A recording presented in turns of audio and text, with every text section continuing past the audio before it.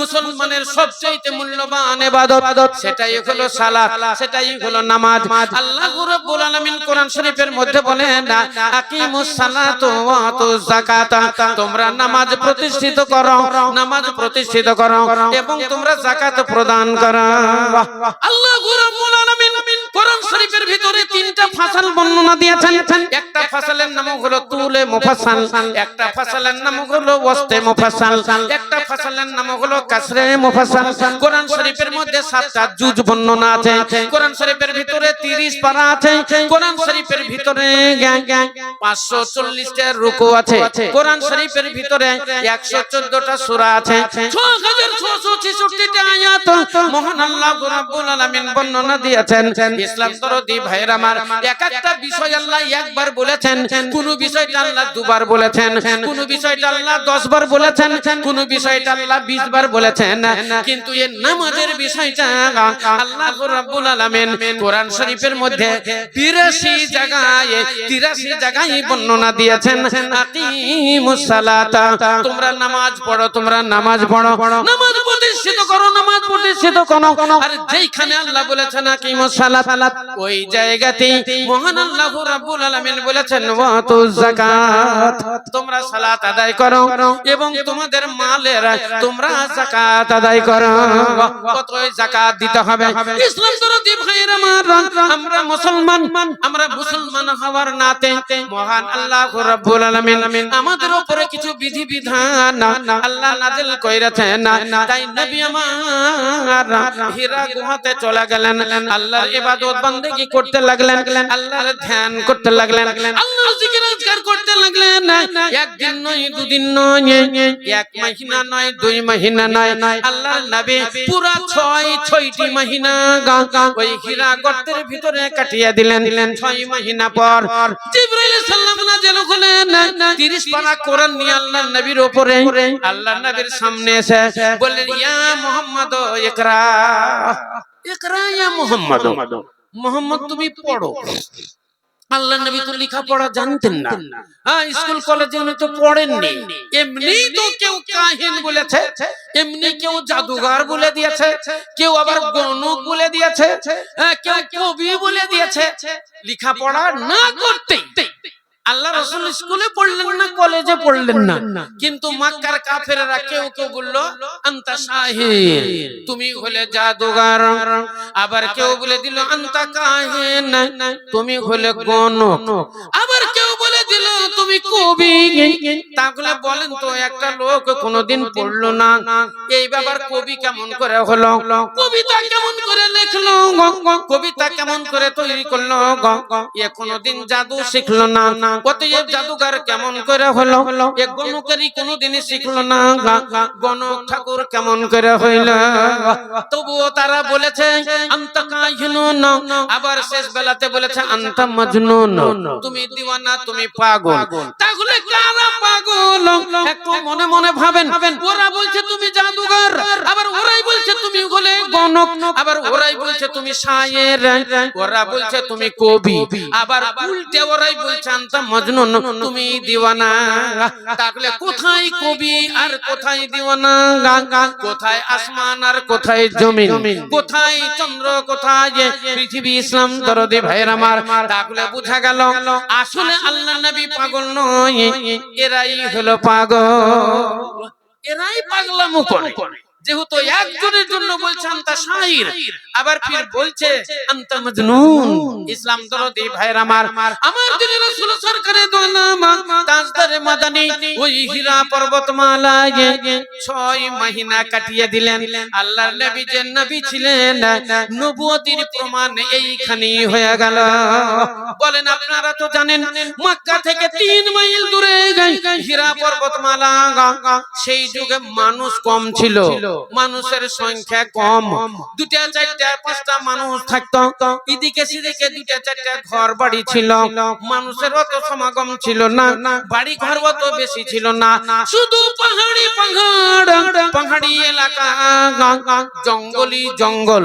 তাহলে ওই জঙ্গলে বাস করত জঙ্গলি জানোয়ার, জঙ্গলে বাস করত বাঘ, জঙ্গলে বাস করত সিংহ, জঙ্গলে বাস করত আপনার শ্রীগালের পাল।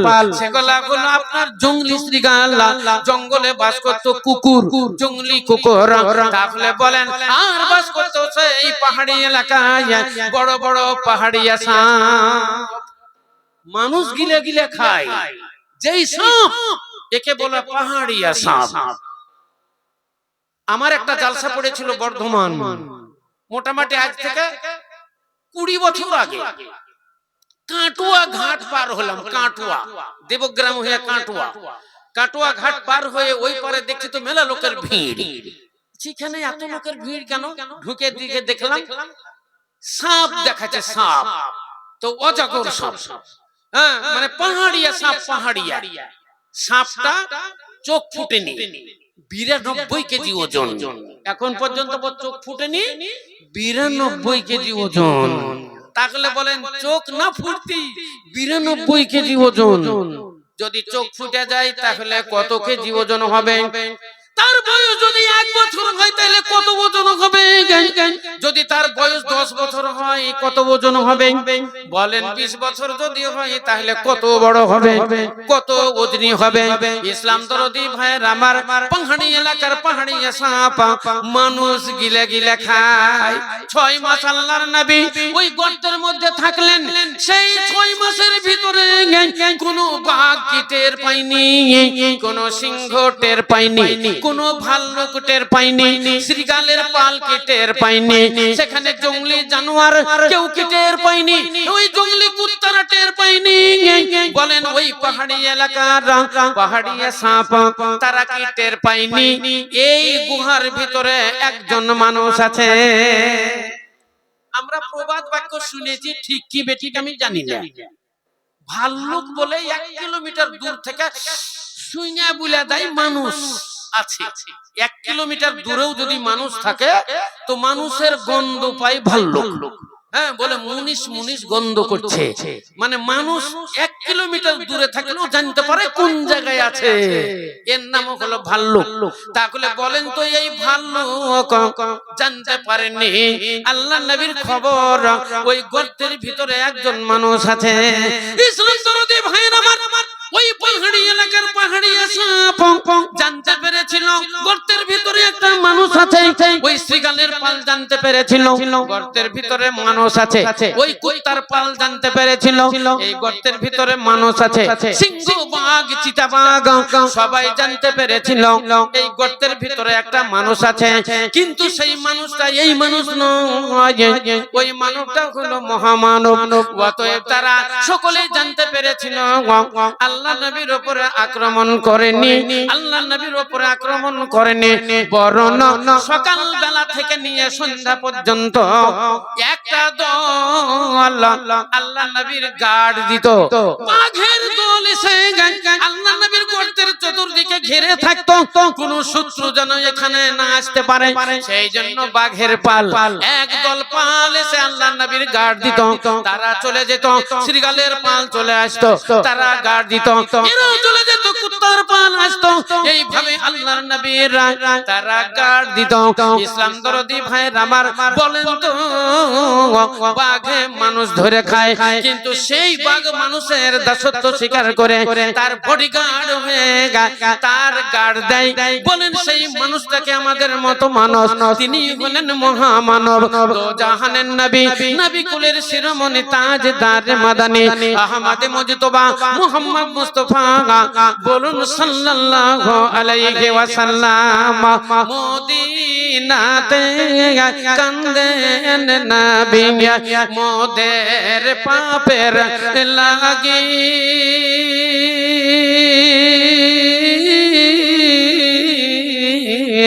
মোদের ব্যথায় কাতর হয়ে আছেন তিনি শুইয়া, মদিনাতে কান্দেন নবী মোদের পাপের লাগি,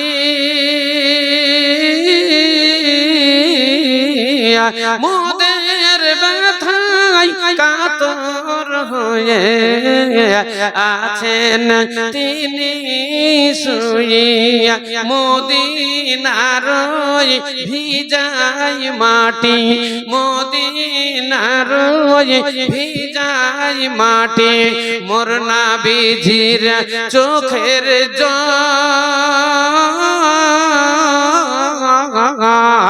তোরা কেন্দে কেন্দে বল সকলে সাল্লি আলা বলেন সাল্লাল্লাহু আলাইহি ওয়াসাল্লাম।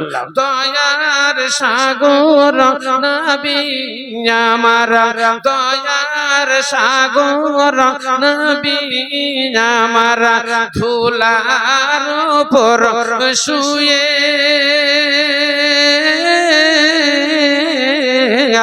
ওই মদিনা ধন্য হলো, নবীর পরশ ছুঁয়ে মনের কালি মুছবি যদি, মনের কালি মুছবি যদি, মদিনাতে চল তোরা কেন্দে কেন্দে বল সকলে সাল্লি আলা বল তোরা কেন্দে কেন্দে বল সকলে সাল্লি আলা বল। খোদাই কাতর নবী আমার, খোদাই কাতর নবী আমার, মা ফাতেমার কাছে বলে মাগো ঘরে কি তোর খাবার কিছু আছে? ফাতেমা বলেন নাই কো খাবার, ফাতেমা বলেন নাই কো খাবার, নয়ন ভরা জল তোরা কেন্দে কেন্দে বল সকলে সাল্লি আলা বলেন সাল্লাল্লাহু আলাইহি ওয়াসাল্লাম। মুজুরিতে গেলেন নবী, মুজুরিতে গেলেন নবী, ইহুদির বাড়ি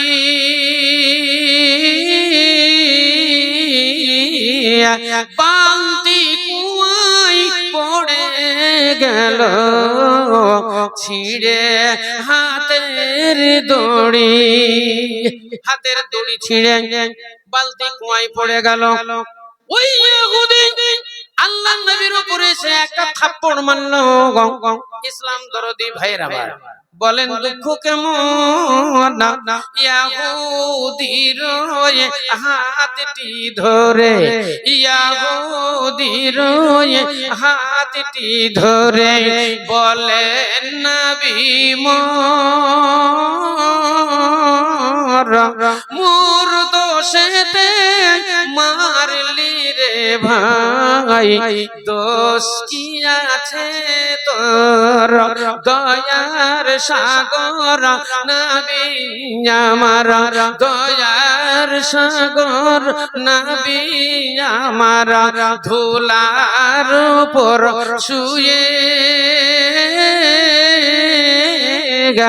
ওই মদিনা ধন্য হলো, নবীর পরশ ছুঁয়ে।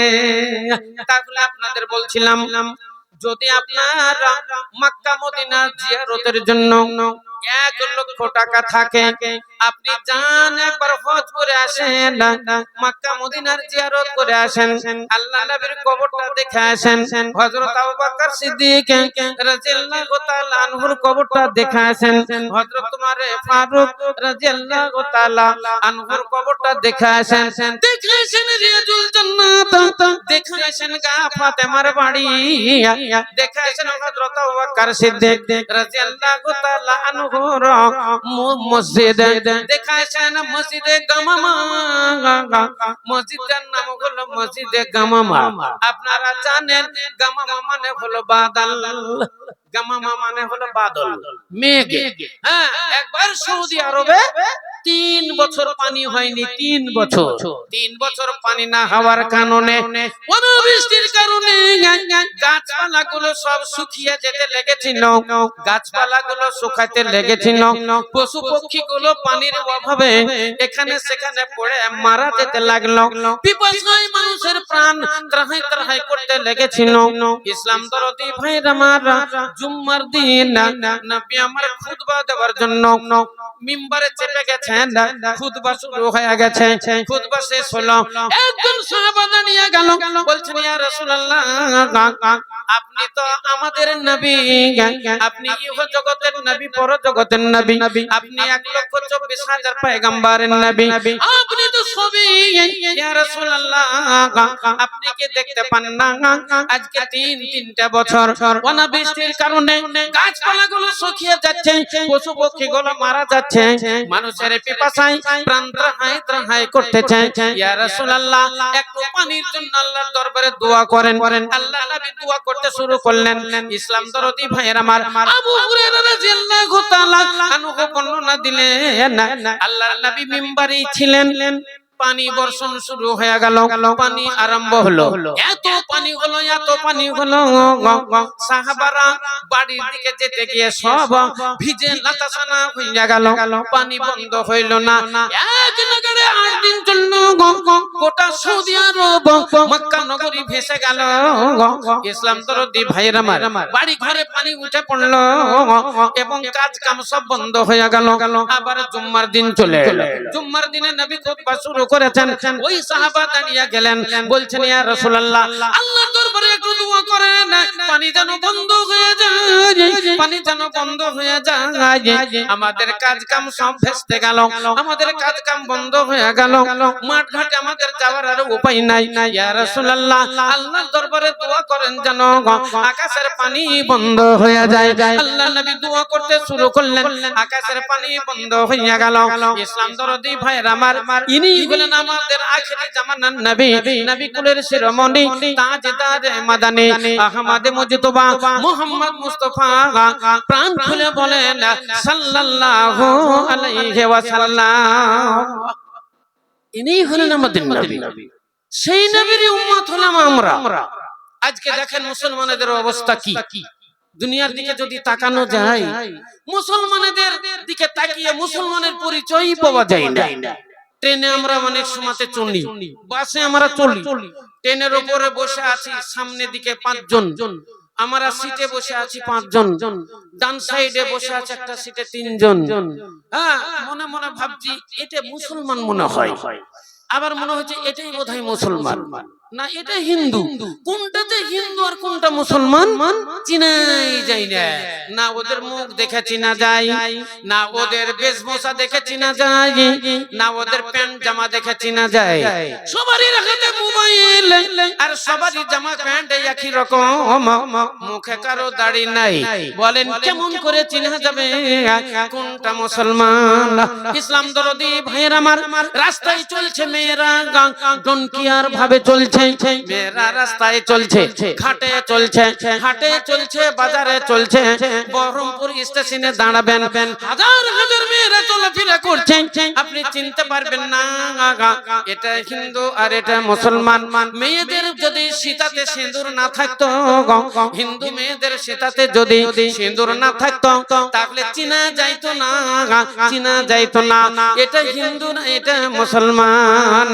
ইসলাম দরদি মা বোনেরা, দুনিয়ার ভাবে মেয়েরা রাস্তাঘাটে চলছে, আমার দিনের রাসূল সরকারে দো আলম তাজদারে মাদানী বর্ণনা দিলেন, ইয়া দিয়ালান নাস জামানুন, আমার বড় ভয়, আমার বড় ভয়, আমার নবী বর্ণনা দিচ্ছেন, আমার বড় ভয়, আমার বড় ভয়, আমার উম্মতের উপরে এমন একটা জামানা আসবে, সেই জামানা বড় ভয়াবহ জামানা হবে, মেয়েরা রাস্তাতে রাস্তাঘাটে ডন কেয়ার ভাবে চলবে, এরা পুরুষকে পুরুষ করে কেয়ার করবে না, না আর পুরুষের ড্রেস তারা পরিধান করবে মেয়েরা পুরুষের ড্রেস পরিধান করবে রাস্তায় ঘাটে চলবে এরা রূপের চর্চা করবে আমার দিনের রাসূল সরকারে দো আলম বলেন মেয়েরা বেহায়া হয়ে যাবে হায়া পর্দা এদের থাকবে না কখন তোমরা জেনে রাখবে কিয়ামত অতি সন্নিকটে সাবধানে থাকিও নারী পর্দার আড়ালে সাবধানে থাকিও নারী পর্দার আড়ালে